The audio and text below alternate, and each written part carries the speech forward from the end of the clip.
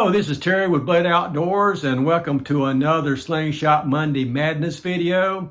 And in today's video, I'm going to go back to my childhood and recreate the slingshot that my dad made and the slingshots that I continued to make for years and years and years.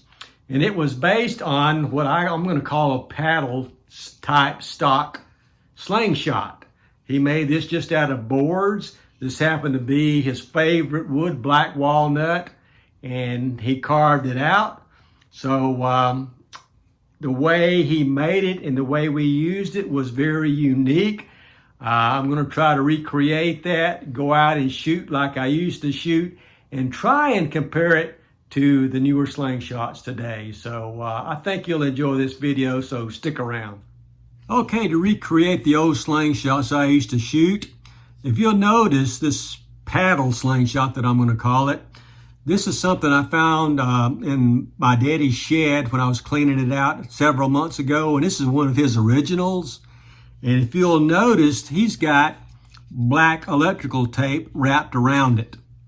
So that's very unique. That's one thing that he used. So I've got my slingshot stock, I'm going to call it a frame, that I'll be reconditioning and building.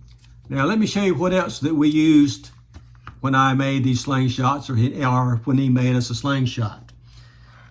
First of all, instead of having any type of today's latex bands or anything like that, or TheraBands or anything like that, we used inner tubes out of bicycles or cars or anything like that. Before tubeless tires, we use inner tubes for our bands. So I don't have any inner tubes, but I am going to use some TheraBand Gold to simulate that. That's really going to be the only thing that's different, is this just is the bands themselves.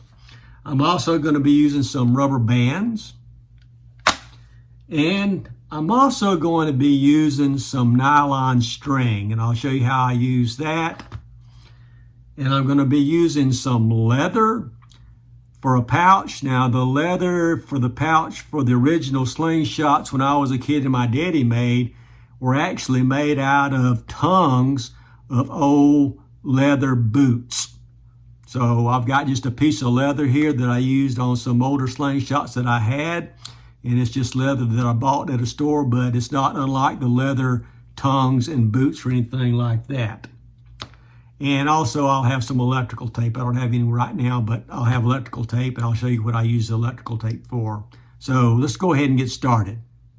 So the first thing I'm going to do is just remove the old electrical tape that he had on here. And right now you see there's nothing under it.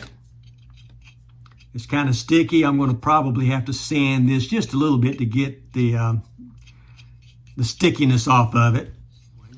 But let me get this electrical tape off. Oh, okay.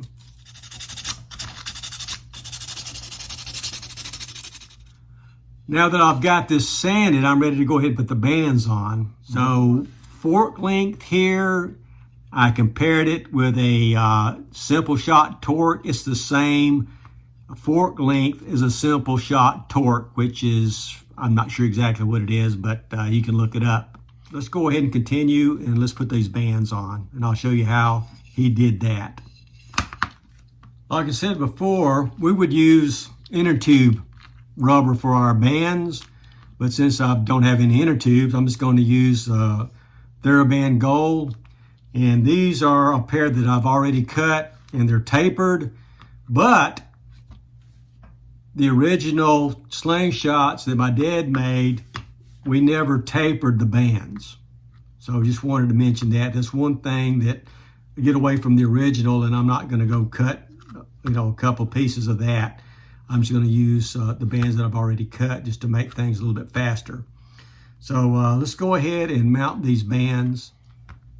Okay, I got different colored rubber bands that came in this pack, and since all of them are the same size, I'm just going to use all red, simply because I've got red electrical tape.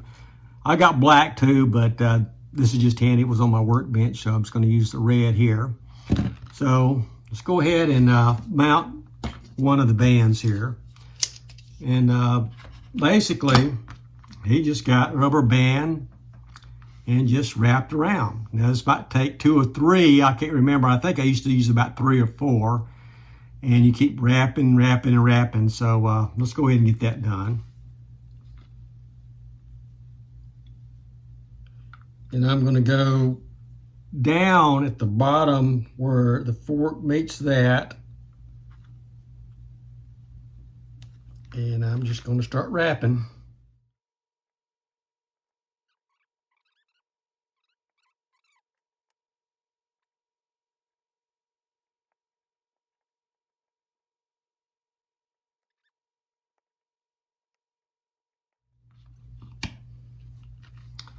Okay, I used 3 rubber bands to secure my band set to my stock. So now I'm going to just snip off little pieces of rubber band. Now this is probably something that nobody's ever seen before. Now this is where the electrical tape comes into play. My dad would wrap the forks where you put the rubber bands around the band set. He would wrap it with electrical tape. And I think he did that for a couple of reasons. I think one reason is to not only make it more secure, because these bands, rubber bands, will eventually just dry up and break. Everybody knows that. But I think it was also for safety too. When these bands started to break, when you pull it back, you could actually tell the tension was different on one fork or the other if the band started breaking. So let me cut off about 8 inches of this.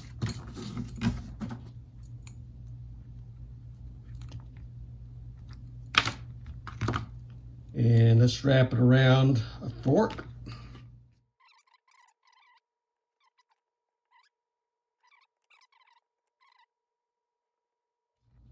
Okay, that's how he mounted the bands to the stock.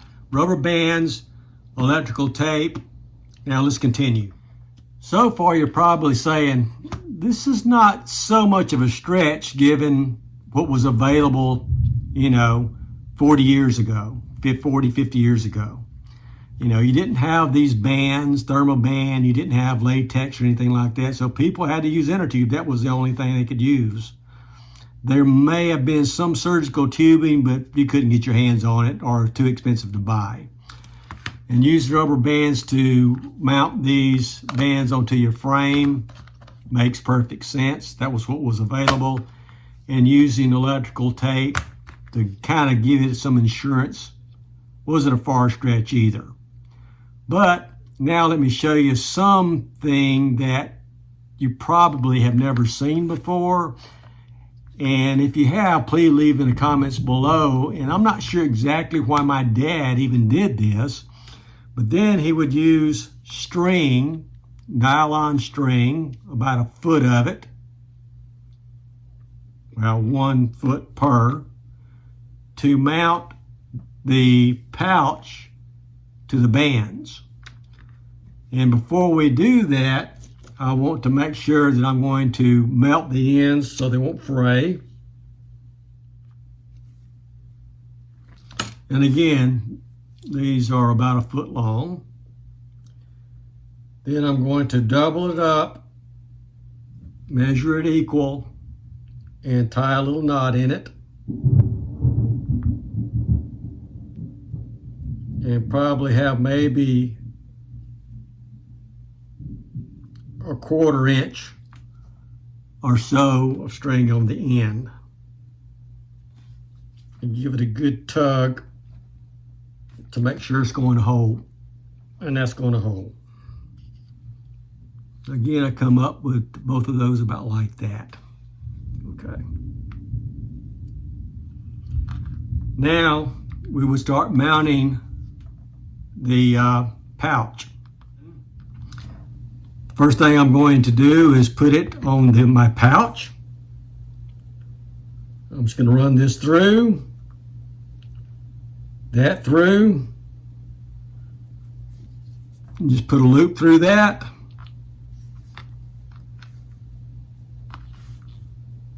Then I'm going to take this end of the pouch. This end of the string on the pouch. Make a loop.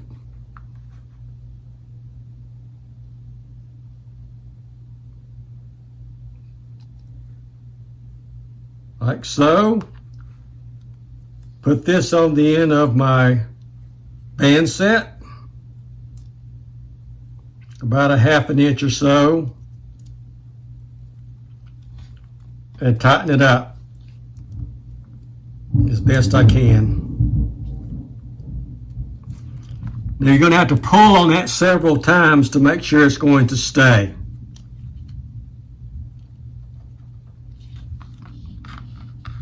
Same thing for the other side. Again, you have to pull it quite a few times, and the nylon will actually stay in position. And there you would have it. All right, it's finished. I want to give you a better view of it, what it looks like all together. You've got the bands connected to the frame, the bands themselves coming to the nylon string, coming to the pouch. He taught us to shoot it with the bands on this side of the fork, not this side of the fork. What I'm going to do is shoot it like this on this side of the fork for several times, show you how I shot as a kid, what my stance was as a kid. I'm sure a lot of you will laugh and probably say, oh, this is dangerous. And it was, looking back on it. The whole setup is kind of dangerous, but that's the way we made it. So the next thing I'm going to do is take it out and shoot it and just see if I remember if I was as accurate with it as I was. So let's get out on the range and take some shots. Okay, I'm out on the range dodging thunderstorms, and I've got a big can set up. I'll show you that. Okay, that's going to be my target, this big can. Now, I'm going to aim the way I did as a kid. I probably won't hit anything. I'm just going to take several shots, not many. I don't want to take up all the video with my terrible shooting.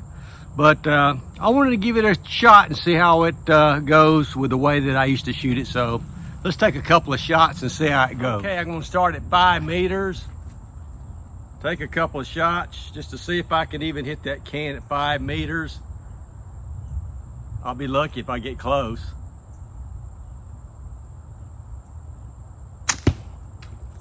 That was high.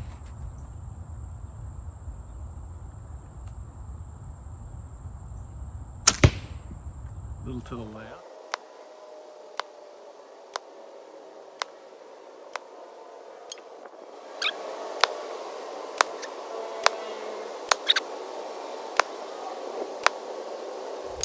I'm going to try to shoot like I do now, just to see if it makes any difference. Again, from 10 meters.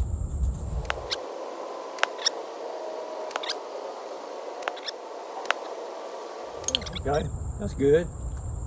Well, I can shoot with this like that.